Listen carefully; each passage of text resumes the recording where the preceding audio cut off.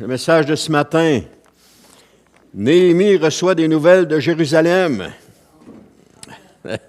Amen, intéressant.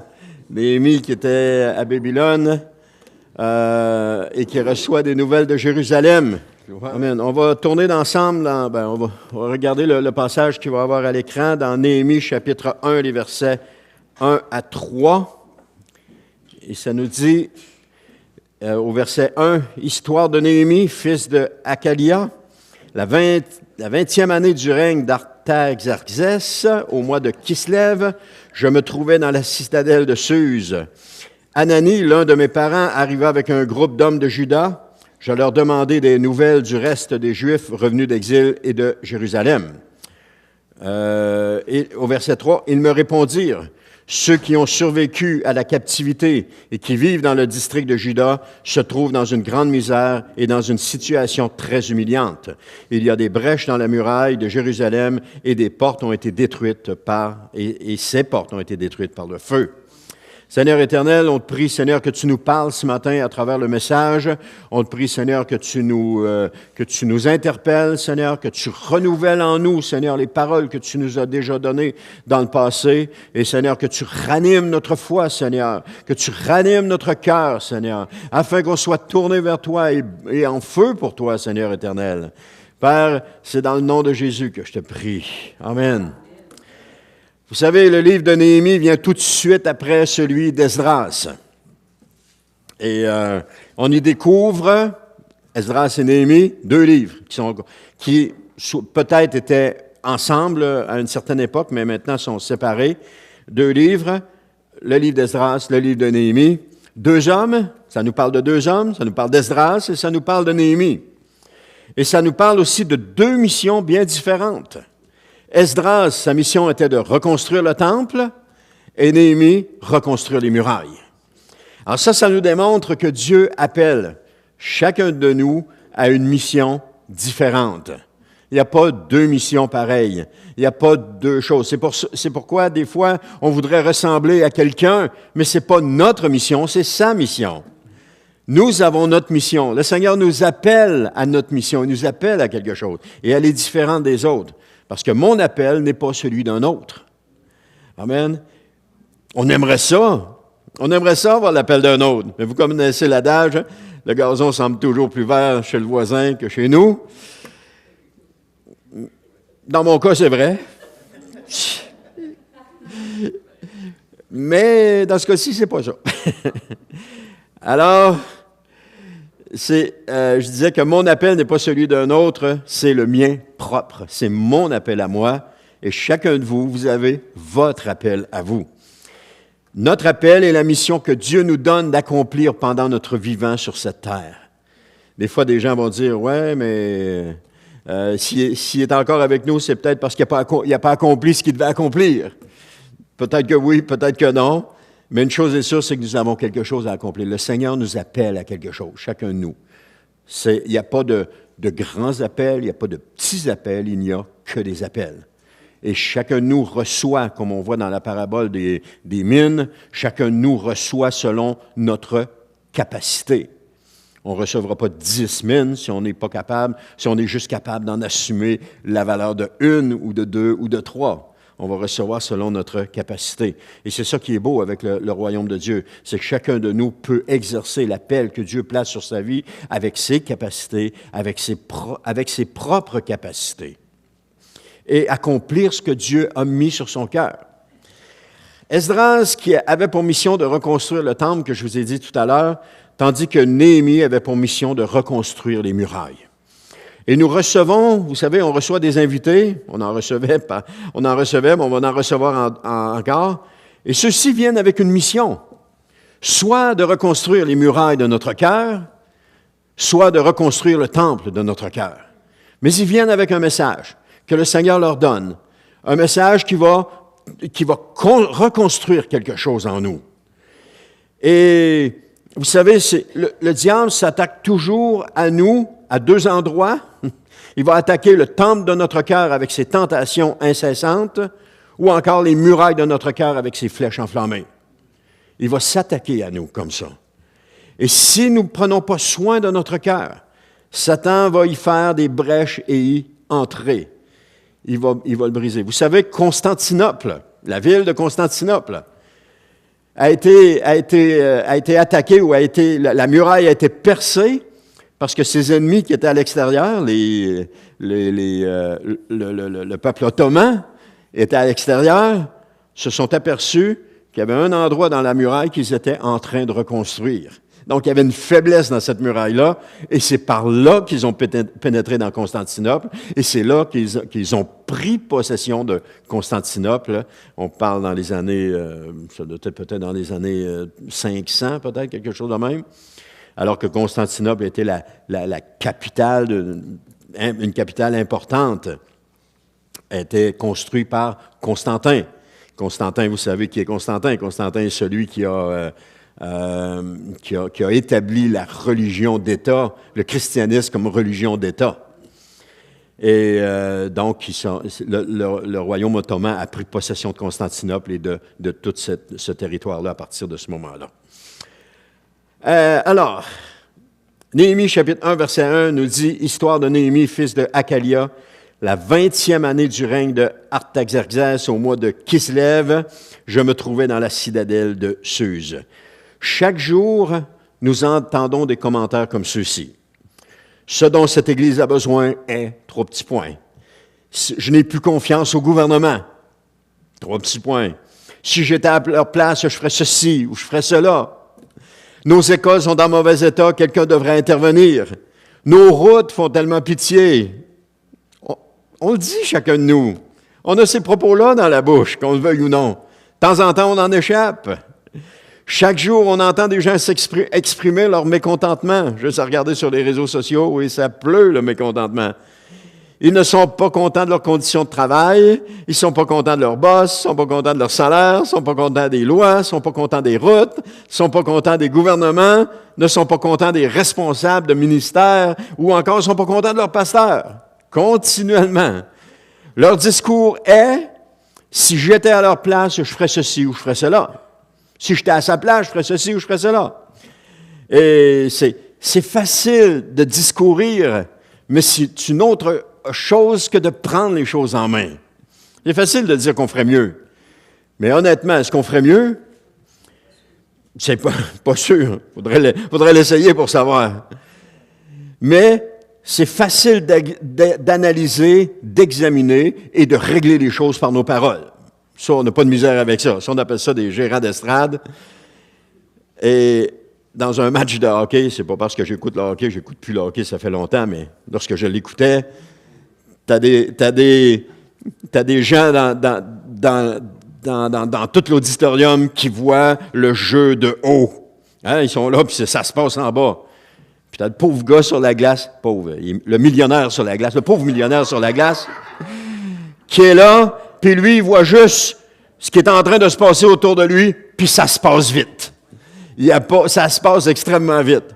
Et là, il prend une décision rapidement pas l'émotion, mais sur le jeu. Et là, tu as tout le monde dans la salle qui crie « Ouh, c'était pas la bonne décision, t'aurais pas dû prendre cette décision-là, c'était pas la meilleure chose à faire, t'aurais dû faire ceci, t'aurais dû faire cela. » S'il y en a 20 000 dans l'auditorium, ils ont 20 000 suggestions différentes. Mais le pauvre millionnaire sur la glace, lui, il ne sait pas, il a fait ce qu'il a pensé que c'était le mieux de faire. Parce que c'est comme n'importe quoi, il y a 1001 situations qui peuvent se produire. J'ai été entraîneur au baseball pendant une saison. Mon fils jouait au baseball, puis il n'y avait pas d'entraîneur. J'ai dit, OK, je vais le faire. Et là, je disais aux jeunes, c'était des pee-wee, puis je disais aux jeunes, j'ai dit, quand tu es à ta place, puis que le frappeur est là, puis que tu as le lanceur, essaie d'imaginer tous les jeux qui sont possibles de se faire pour être prêt lorsque ça va se produire. Tu te dis, OK, s'il frappe la balle, elle s'en va là. OK, ça me touche pas, mais il faut que je me prépare. Si je suis au premier but, il faut que je me prépare parce que peut-être qu'il va lancer la balle s'il va lancer la balle vers moi. Peut-être que la balle va venir vers moi. Peut-être qu'elle va aller vers l'autre. Je ne sais pas, mais essayez d'imaginer chacune des situations. C'était ça que je leur enseignais. Je ne sais pas s'ils l'ont retenu, cette leçon-là, mais de se préparer à recevoir chacune des leçons. Ah, c'est ça, je disais, c'est facile de discourir, mais c'est une autre chose que de prendre les choses en main. C'est facile d'analyser ou d'examiner puis de régler avec nos paroles. Cependant, ce qui est vraiment nécessaire, ce sont les personnes qui ne se contentent pas de discuter d'une situation, mais qui entreprennent quelque chose pour l'améliorer. C'est toujours la meilleure chose à faire. Les gens autour de Néhémie devaient certainement discourir aussi concernant le roi, leurs conditions de vie, la déportation, le pays qui les faisait vivre, le temple qui était détruit, les murailles qui étaient détruites. Ça devait certainement discuter de ces choses-là. Mais parmi tous ceux-ci, tous ceux-là, il y avait un homme qui avait à cœur de faire quelque chose pour sa nation. Et cet homme, c'était Néhémie. Et Néhémie était de ce calibre-là, de faire quelque chose, d'accomplir la mission que le Seigneur lui avait donnée. Il n'avait certainement jamais vu Jérusalem, ou peut-être jamais vu Jérusalem. Et il est très, très possiblement né pendant la déportation, parce que vous savez que le peuple a été 75 ans en exil. Si Néhémie a 40 ans à ce moment-là, ben, il est né en exil. Donc, il n'a pas connu Jérusalem. Mais il avait certainement entendu son grand-père lui parler de la magnificence de Jérusalem avant sa destruction. Lui parler comment le temple était majestueux, comment les murailles étaient majestueuses. Et Néhémie pouvait rêver de cela. Mais Néhémie était touché par ce qui se passait à Jérusalem. Il avait entendu les récits qui disaient que les murailles étaient complètement détruites. Il avait tout entendu ça. Il était pas préoccupé, mais il était interpellé à cause de Jérusalem. Néhémie avait à cœur de faire quelque chose pour son peuple. Il ne pouvait pas concevoir que les gens puissent critiquer puis commenter sans rien faire. Ce n'était pas dans sa nature à lui. Alors, il a entendu les nouvelles. C'était qui? C'était sa parenté. Anania est arrivé, il a entendu les nouvelles, il s'est assis, puis il s'est mis à pleurer. Pendant plusieurs jours, il était abattu. Il était attristé, il était profondément touché par les nouvelles qu'il avait reçues. Un homme qui n'avait jamais vu Jérusalem et qui avait tellement à cœur celle-ci. C'est remarquable.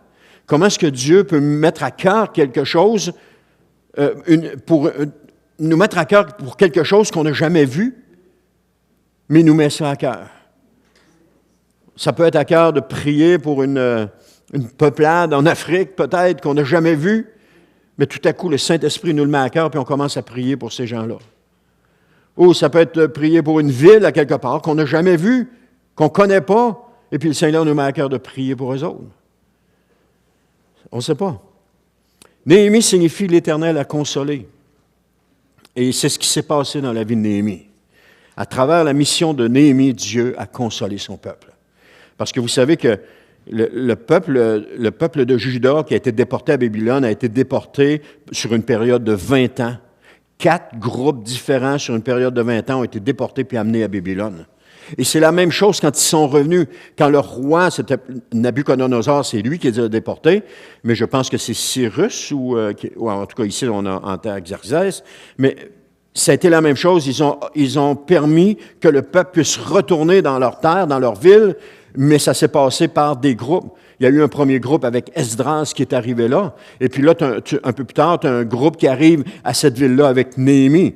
Mais tu en as eu d'autres qui ont été, j'allais dire, pas relâchés, mais qui leur ont permis de retourner. Donc, les gens sont arrivés graduellement dans la ville de Jérusalem.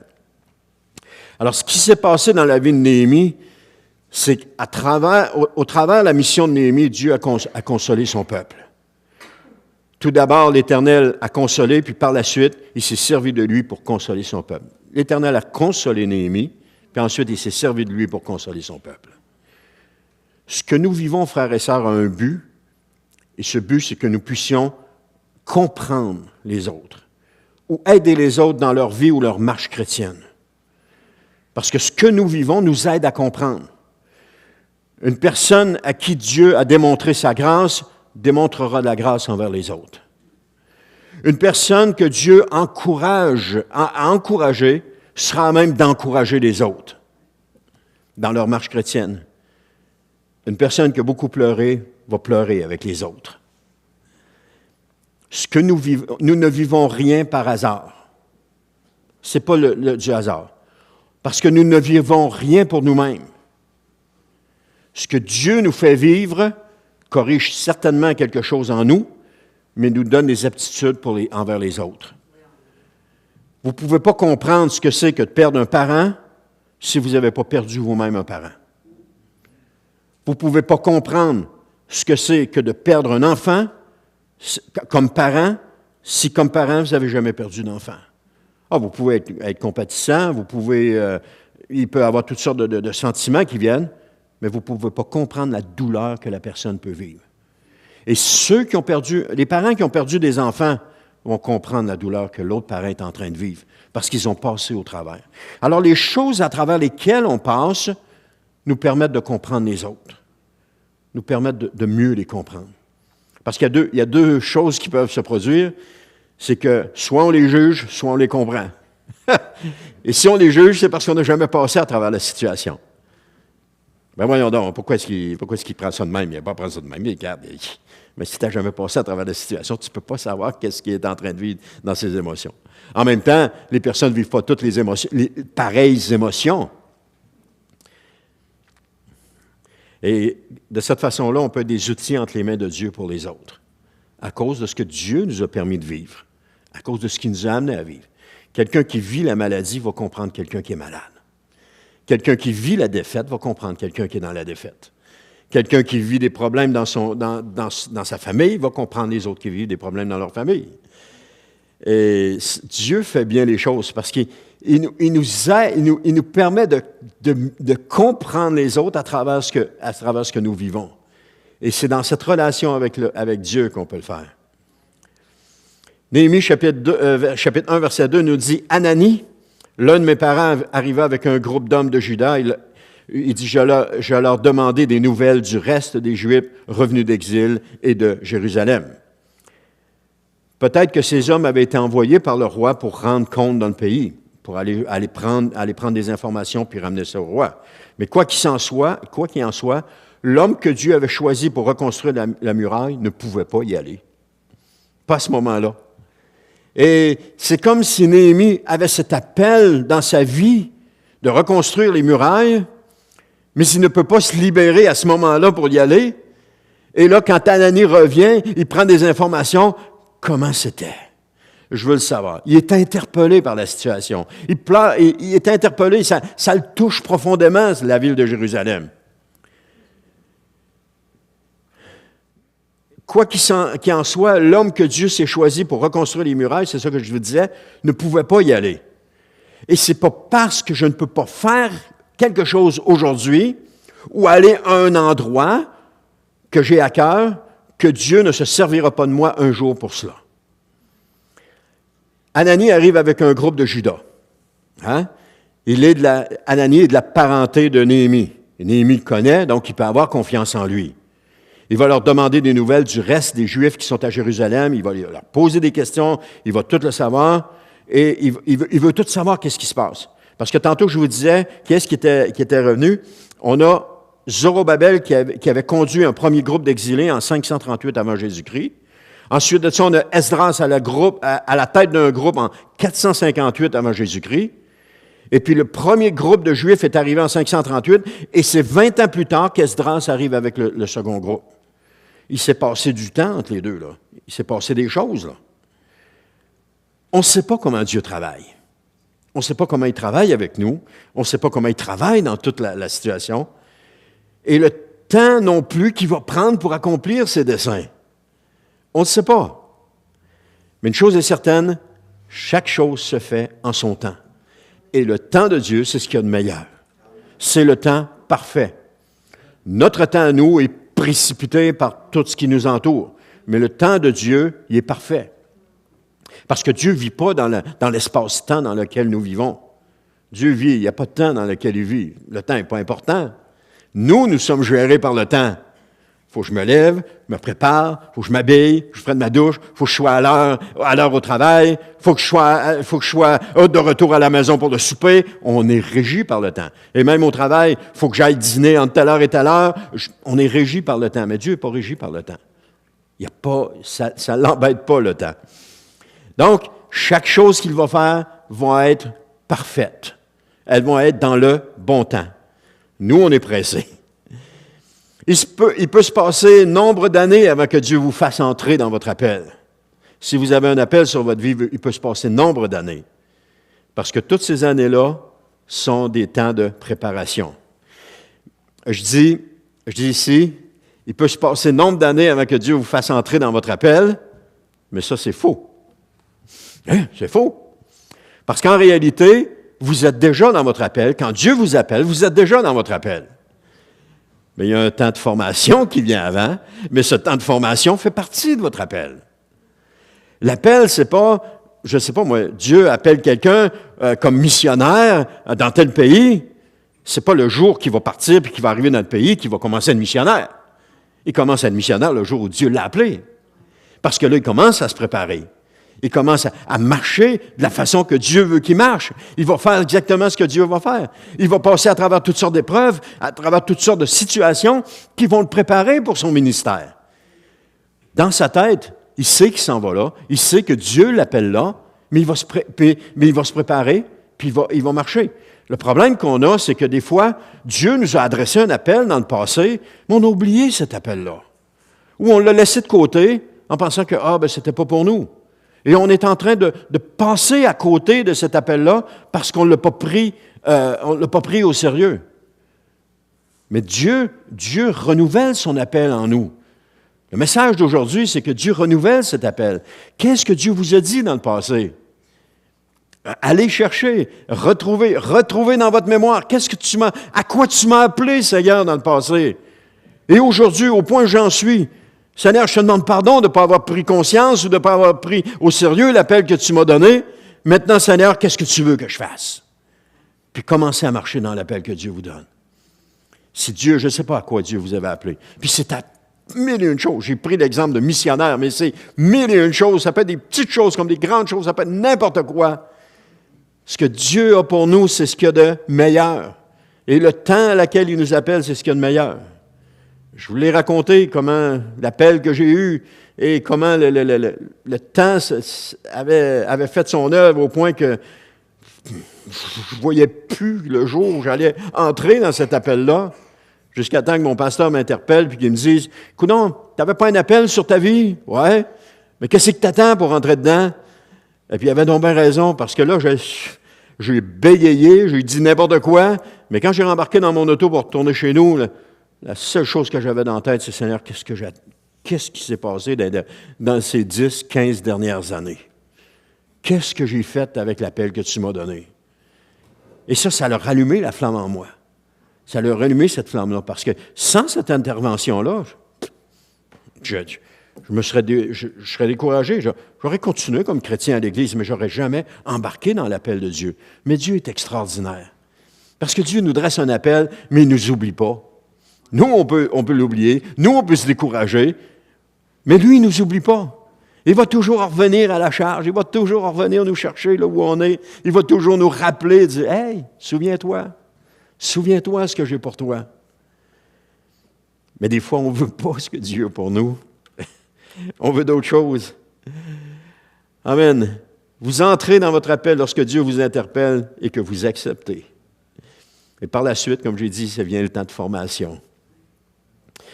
Et celui-ci est toujours une suite de l'appel que Dieu a placé sur votre vie.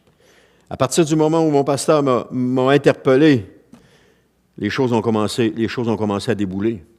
Les choses ont commencé à se faire. Et puis, à un moment donné, on a été Anne et moi, on a été demandés d'aller dans une formation au camp de l'Arche avec le Sentier du Cœur, Yvan et Sylvette Tremblay. Et écoute, c'était le pasteur de l'église Chauveau qui avait rencontré notre pasteur, puis il avait dit « As-tu des gens dans ton église qui pourraient venir suivre cette formation-là? » Mon pasteur a dit « Oui, j'en ai. » Il me demande à moi et à Anne si on veut y aller. Et là, j'ai dit, ben oui, ça nous intéresse. Hein. Fait que je reviens à la maison, je dis à Anne, on va suivre une formation. Elle dit, c'est quoi? Je ne sais pas, mais le pasteur a dit que c'est pour nous autres. Mais ça a duré 9 mois, pendant une fin de semaine par mois, pendant 9 mois. Et ça a été un salutaire pour notre couple, parce qu'on serait peut-être plus ensemble aujourd'hui. Et ça a été aussi réparateur, ça a été un moment de réconciliation, et ça a été aussi un moment de préparation qui nous servent encore aujourd'hui, maintenant qu'on est dans le ministère. Parce que sans ça, on ne serait plus là, je peux vous le dire. Parce qu'on aurait manqué d'outils. On aurait manqué des choses. Mais Dieu savait, Dieu connaissait notre ministère. Il savait toutes ces choses-là. Et il nous a équipés. Et ça a été la dernière formation. Et puis, gloire à Dieu que c'était la dernière parce qu'elle est restée fraîche, elle est restée d'actualité. Parce que quand on est entré dans le ministère, on s'en est servi régulièrement de cette formation-là. On se parlait, Anne et moi, puis même dans notre couple, entre Anne et moi, il y a des fois, il y avait des frictions. Tu sais, hein? Des frictions dans votre couple, vous autres. Oui, vous êtes pasteur? Ben oui, il y a des frictions pareilles. Comme tout le monde. Et là, on s'en est servi de cette formation-là. Ça ne faisait pas toujours notre affaire, ça ne faisait pas toujours mon affaire, c'était pas toujours le fun. Parce que quand tu te fais reprendre sur quelque chose, c'est pas le fun.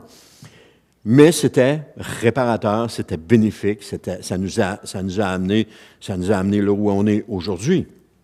Et je rends gloire à Dieu. C'est tellement bon aujourd'hui. On sait ce qui s'est passé dans la vie de Moïse par rapport à Néhémie. Néhémie, on connaît pas comment son appel s'est déroulé, comment est-ce qu'il a reçu son appel. Tout ce qu'on voit de Néhémie, c'est qu'on le voit, bang, rendu là, au moment où est-ce que Néhémie est interpellé par Jérusalem. Tandis que Moïse, on l'a vu naître, et on l'a vu grandir, on l'a vu comment Dieu l'a appelé, on a vu comment ce qu'il a fait Moïse, on voit beaucoup plus de choses. Mais on sait pas comment Néhémie a été appelé, ni comment Dieu le prépare pour son appel, puis c'est ça que je viens de vous dire. Alors, on va continuer avec Néhémie, chapitre 1, verset 3. « Ils me répondirent, ceux qui ont vécu à la captivité et qui vivent dans le district de Juda se trouvent dans une grande misère et dans une situation très humiliante. Il y a des brèches dans la muraille de Jérusalem et ses portes ont été détruites par le feu. » Donc, les gens sont revenus puis lui donnent un compte-rendu, parce que sûrement qu'ils posaient des questions. Et le compte-rendu n'est pas encourageant. Il y a des brèches dans la muraille, puis les portes sont détruites par le feu. C'est-à-dire que tout le monde peut entrer et sortir comme ils veulent dans la muraille. Il y a des gens qui restent à l'intérieur de la ville. Ils sont à risque, parce que n'importe qui peut entrer et venir les détruire. Une personne que Dieu appelle dans une œuvre va découvrir combien le travail est ardu. Mais cette personne ne se découragera pas. Elle va continuer. Parce c'est son appel. C'est son appel. Elle a maintenant en main les outils pour accomplir la tâche que Dieu lui demande. J'ai dit tantôt, lorsque Dieu appelle, il y a un temps de formation. Le temps de formation, c'est d'acquérir les outils pour pouvoir entrer dans cet appel-là. Et lorsqu'on acquiert les outils, il peut se passer toutes sortes de choses. Entre le moment où Dieu t'appelle et au moment où tu rentres, il va se passer toutes sortes de choses. Mais tout ce qui va se passer a un but, te préparer. Te préparer. Tout simplement. Ceux qui connaissent le livre de Néhémie, vous voyez combien il a lutté et travaillé sans se décourager, ni baisser les bras face aux difficultés. Lorsque Néhémie est arrivé à Jérusalem, c'est ça que je suis en train de dire, quand il est arrivé à Jérusalem, il a rencontré toutes sortes de problèmes, il a rencontré toutes sortes de situations, toutes sortes de difficultés, mais Néhémie était équipé pour faire face à son appel. Et puis, Dieu lui avait donné ce qu'il fallait pour le faire. Parce que ceux qui abandonnent dans la tâche que Dieu leur a demandé sont des gens qui ne sont pas prêts pour cette tâche-là. Peut-être qu'ils sont entrés trop vite, peut-être qu'ils sont allés trop vite dedans. Comme par exemple, Moïse n'a pas abandonné. Josué n'a pas abandonné. Esdras n'a pas abandonné. Néhémie n'a pas abandonné. Jésus n'a pas abandonné. Les apôtres n'ont pas abandonné. Paul n'a pas abandonné. Mais Marc a abandonné. Marc a abandonné Paul puis Barnabas.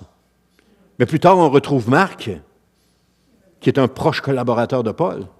Mais Paul est en fusil quand Marc l'a abandonné. Démas avait abandonné Paul. Et combien d'autres? Les disciples ont abandonné Jésus lorsqu'il a été arrêté. Ils n'étaient pas prêts pour ça. Même si on passé 3 ans avec Jésus, ils n'étaient pas prêts à cette épreuve-là.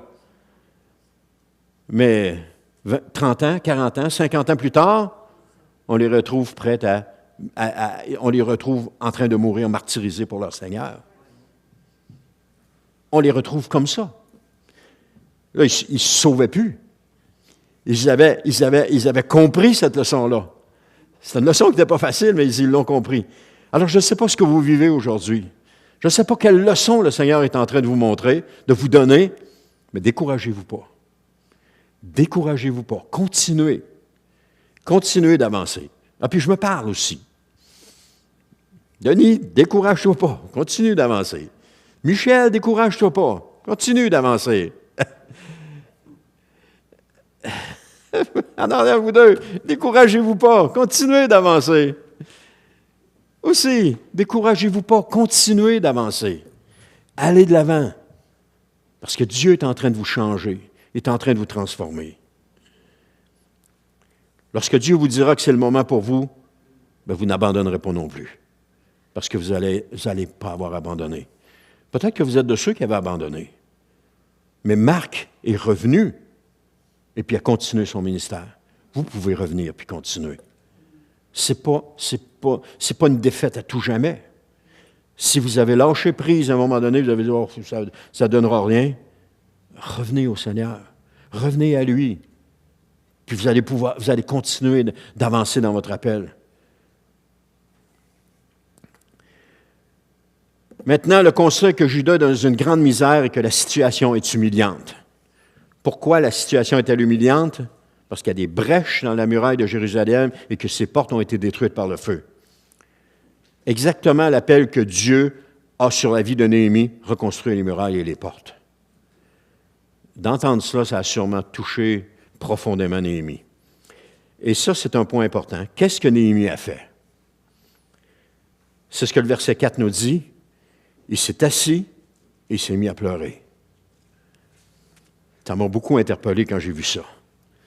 Il ne s'est pas fâché, il ne s'est pas mis à critiquer, il ne s'est pas mis en tête de partir puis de régler lui-même la situation.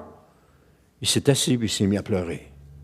Parce que la situation le touchait profondément. La personne qui est appelée de Dieu et qui a passé au travers le processus de transformation, le premier réflexe qu'elle va avoir, c'est de s'asseoir puis de pleurer. C'est de s'asseoir puis de pleurer devant le Seigneur, de dire, Seigneur, fais quelque chose. Parce que cette personne-là sait qu'elle ne peut pas rien faire. Elle sait qu'elle ne peut pas changer la situation. Elle sait que quand même qu'elle prend les choses en main, elle ne peut pas changer la situation. Mais elle va pleurer devant le Seigneur et elle va dire, Seigneur, fais quelque chose. Viens changer la situation. Et Dieu va faire le travail. Ça me faisait réaliser, c'est Dieu qui fait le travail. C'est pas moi. Quand même que j'essaye de régler des choses de mes propres forces, ça ne marche jamais. Mais c'est Dieu qui fait le travail. Dieu change les choses, Dieu change les situations. Nous, la seule chose qu'on a à faire, c'est de s'en remettre à lui et de dire, Seigneur, tu m'as appelé, Seigneur. Amen. Je te suis. Qu'est-ce que les disciples ont fait pendant 3 ans et demi? Ils ont suivi Jésus. Ils l'ont juste suivi. De temps en temps, Jésus, à quelques reprises, Jésus leur a dit, allez à telle place, allez évangéliser à telle place. Mais voici comment vous allez le faire. Ils l'ont fait. Mais ils ont juste suivi Jésus. Et après que Jésus est parti au ciel, qu'est-ce qu'il leur a dit? Il leur a dit qu'il était toujours avec eux jusqu'à la fin du monde. Qu'est-ce qu'ils ont fait? Ils ont continué de suivre Jésus. Notre rôle à nous, c'est de suivre Jésus. Tout simplement. Rien d'autre. On a juste à le suivre. Et le Seigneur nous ouvre le chemin, il nous trace le chemin, il nous amène dans des situations où est-ce que, bon, on ne voudrait peut-être pas être là, mais on doit se réjouir de la situation dans laquelle on est parce qu'on sait que Dieu est en train de faire quelque chose. Et savez-vous que les grands réveils ont toujours passé à travers les personnes? Dieu qui a envoyé des réveils, ça a passé à travers des personnes, pas parce que les personnes ont dit « OK, on fait un réveil maintenant. Qu'est-ce qu'on fait? On fait un réveil. » Non, parce que les personnes ont pleuré devant le Seigneur. Parce qu'ils ont pleuré. Ils ont vu que la nation était perdue, ils ont pris à cœur la nation, comme Néhémie. Ils se sont assis devant le Seigneur, puis ils ont pleuré. Alors ces gens-là ont vu que la nation était perdue, qu'ils avaient besoin de Dieu, mais qu'ils ne pouvaient pas rien faire, quand même qu'ils auraient tenté quoi que ce soit. De dire, OK, on va faire une grosse campagne d'évangélisation, on va construire un chapiteau, on va inviter tel et tel, puis on va faire une grosse campagne. Non! Ils se sont mis à pleurer. Et ensuite de ça, Dieu a ouvert les portes. Ensuite de ça, Dieu les a amenés. Peut-être que ça a passé à travers le chapiteau puis tout ça, mais là, quand ça a passé à travers, c'était Dieu qui ouvrait les portes. C'était Dieu qui faisait toutes les choses. Et quand Dieu fait quelque chose, il y a des résultats. Nous, on peut faire des choses, oui, il va y avoir un certain résultat. Mais je regarde Reinhard Bonnke, qui a eu un ministère je ne me souviens pas dans quel pays, en Afrique. Hein? Au Nigeria. C'est des millions de personnes qui sont venues au Seigneur à travers le ministère de Reinhard Bonnke. Est-ce que c'est Reinhard Bonnke qui s'est levé un matin et qui a levé ses manches? OK, on s'en va au Nigeria, puis on fait un ministère d'évangélisation. Non, c'est le Seigneur qui l'a appelé là-bas. Puis quand il l'a appelé là-bas, les portes, c'était ardu. Il aurait eu le goût de s'en aller, d'abandonner, de laisser cela, puis de retourner dans ses affaires. C'était ardu. David Wilkerson, quand le Seigneur l'a appelé à New York, dans un gang de rue, c'était pas facile. Mais il avait été préparé auparavant. Il n'est pas arrivé là comme ça, comme un cheveu sur la soupe, dire, voilà, t'es là. Non, il avait été préparé avant. Parce que s'il n'avait pas été préparé, il n'aurait jamais été capable de passer au travers de ça. Jamais. Parce que ça a chauffé. Mais Dieu l'avait préparé. Il était prêt à affronter ces choses-là. Alors, préparons-nous. Préparons-nous. Et les situations que Dieu nous donne ne sont pas toujours joujou. Mais bon sang qu'elle nous forme, qu'elle nous transforme. C'est la même chose avec nous. Dieu est là pour nous encourager, nous fortifier. Chacune des étapes qu'on vit, chacune des situations. La vie est parsemée d'étapes. Qu'elle soit difficile ou non, elle est parsemée de différentes étapes. Mais Dieu est avec nous dans chacune d'elles.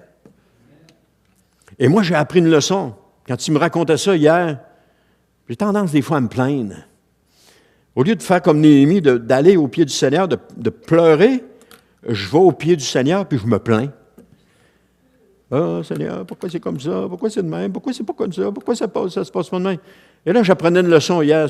C'est comme si le Seigneur me disait, regarde, Denis, là, tu veux la victoire, c'est ça qu'il faut que tu fasses. C'est ça. Loue-moi. Prends les passages que je te donne, puis répète-toi-les dans ta tête. Pourtant, je le sais, tout ça. Je le sais. Je les ai même utilisés à plusieurs reprises. Mais là, je te donne une situation. Non. Tout est noir. Il n'y a plus rien de blanc. Tout est noir. Le Seigneur disait, non, c'est encore blanc. Utilise-les. Alors, si ça peut vous encourager ce matin dans la situation dans laquelle vous êtes, continuez. Continuez. Abandonnez pas. Lâchez pas. Soyez des Pierre, des Paul, mais pas des Marc. Ben, peut-être que vous êtes des Marc, mais... mais vous allez pouvoir revenir. Amen. Alors, il va s'asseoir et il va se mettre à pleurer parce que la situation le touche. Son cœur est touché au point de vouloir que quelque chose se passe. Ça touche aussi le cœur de Dieu. Il y a des grands réveils, comme je vous ai dit tantôt, qui se sont produits parce que des gens ont été touchés, qu'ils ont pleuré devant Dieu. Il y a un réveil en Argentine où est-ce que le gars qui est à l'origine de ce réveil-là mouillait la carte de l'Argentine de ses larmes, tellement il était touché. Mais cette façon d'être touché, ce n'est pas sa façon à lui. C'est pas lui qui a décidé, bon, je vais pleurer pour l'Argentine aujourd'hui. Non, c'est le Saint-Esprit qui a mis ce fardeau-là sur lui et qui a commencé à intercéder et à prier. Il aurait pu pas le faire. Il aurait pu pas le faire. Il aurait pu se détourner de tout cela puis pas le faire. Mais il avait appris dans le passé que c'est toujours préférable d'obéir à Dieu. Et il a commencé à pleurer et à intercéder. Et l'Argentine, c'est ça, il me semble que c'est l'Argentine, elle a connu un réveil immense. Anaconda? OK. Je ne me souviens pas de son nom. Alors, des hommes et des femmes qui s'assoient dans la présence de Dieu puis qui pleurent. Notre force, elle est là. Notre force, elle est là. Parce que des fois, les situations qui nous touchent nous amènent à pleurer. Notre force, elle est là. Aujourd'hui, il y a trop de personnes qui prennent les choses en main puis qui ne laissent pas Dieu régler la situation dans notre vie personnelle, etc. S'asseoir et pleurer devant le Seigneur tellement la situation nous tient à cœur et le plus grand impact qu'on peut avoir sur le cœur de Dieu.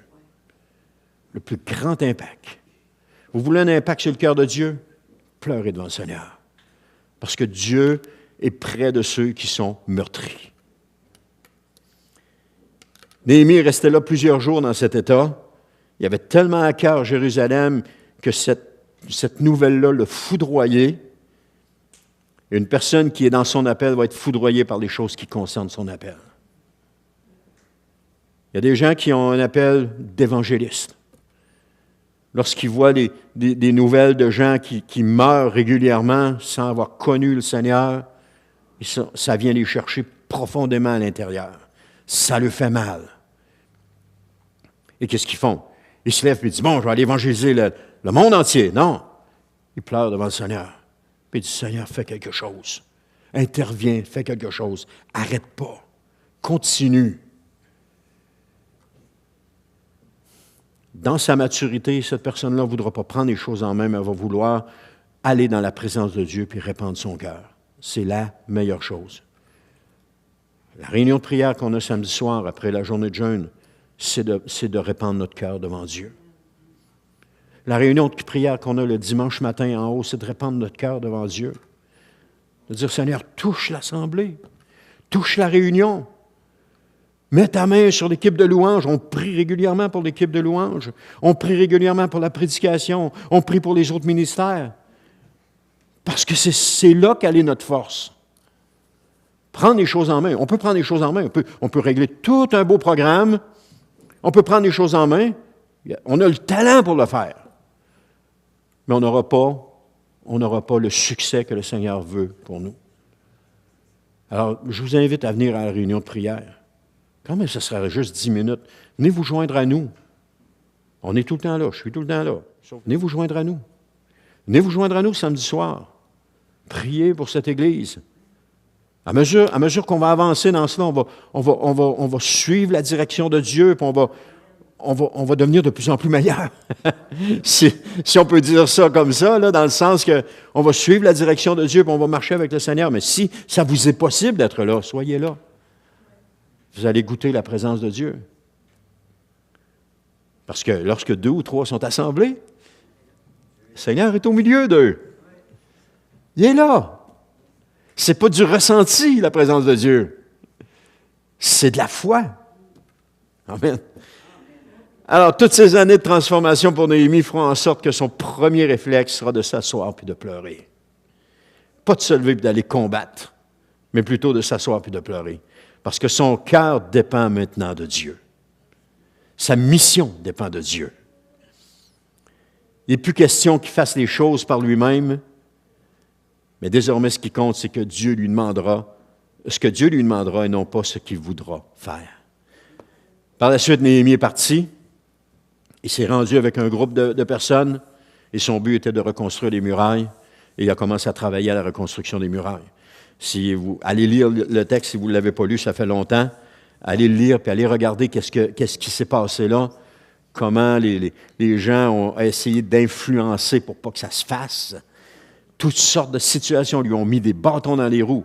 Mais Néhémie avait l'appel de Dieu de reconstruire les murailles et Néhémie savait que ça allait se faire. Qu'importe les bâtons dans les roues qu'ils lui ont mis, il savait que ça allait se faire. Et Dieu a béni. Mais les gens ont fait quelque chose. Ils ont suivi Dieu. Néhémie a suivi Dieu là-dedans. Le secret, c'est de suivre le Seigneur. Le suivre là où il va. Mais ce qu'il dit dans ce livre-là, c'est d'être avec Dieu là où il est, puis d'être collé à lui, puis de faire ce qu'il fait. Rien d'autre. Pas faire ce qu'on a envie de faire ce que lui fait. Et de marcher avec lui. Suivre le Seigneur. Amen.